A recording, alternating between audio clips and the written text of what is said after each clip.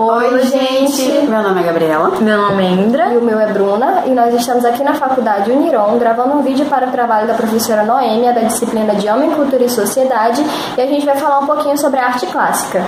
O nome do nosso grupo é Parthenon. Nós escolhemos este templo porque ele é uma construção e nós somos estudantes de arquitetura, então está ligado à arquitetura. E também foi feito na era da arte clássica, no século da arte clássica. Por isso, esse é o tema que nós vamos abordar.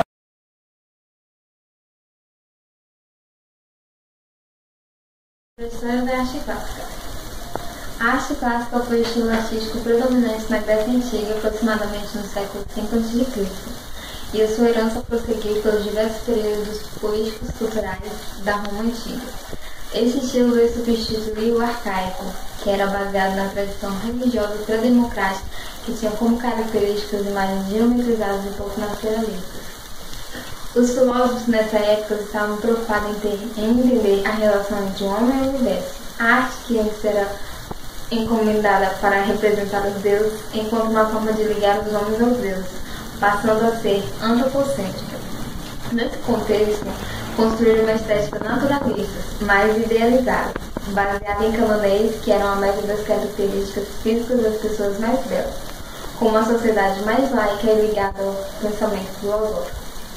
Além do desenvolvimento das artes plásticas e da arquitetura, na antiguidade surgiram os primeiros textos literários e para teatro.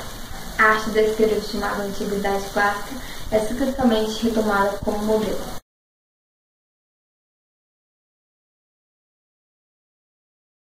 Eu irei falar sobre as características da arte clássica. A arte clássica se desenvolveu aproximadamente no século V a.C., principalmente na Grécia e influenciando bastante em Roma.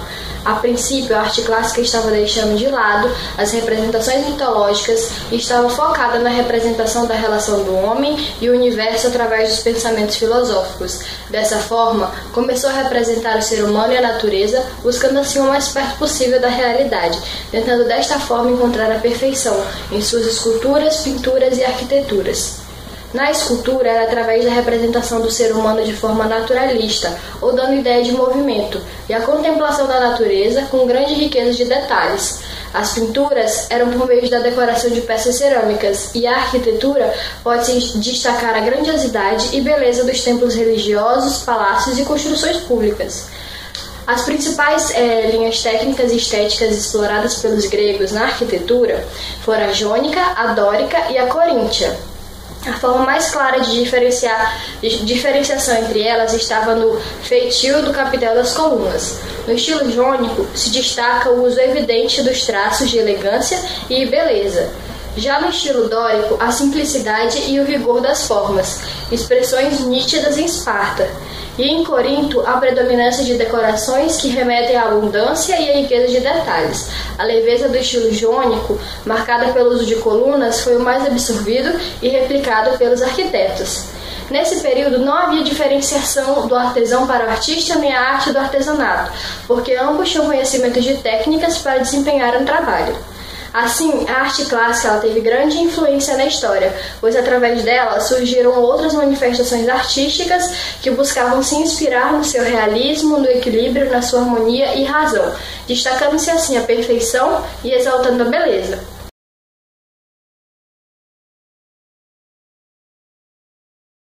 Estou aqui que eu vou falar sobre os tipos de arte clássica. Vou falar sobre o Parthenon, que é o nome do nosso grupo, que está eu, a Letícia, a Bruna Letícia e a Indra. O Parthenon, na verdade, ele foi construído em homenagem à deusa grega Atena. Foi construído no século V a.C. Aqui a imagem dele. Dá pra ver? Aqui a imagem dele, gente, eu acho que não vai dar pra vocês verem muito bem. Aí também tem esculturas.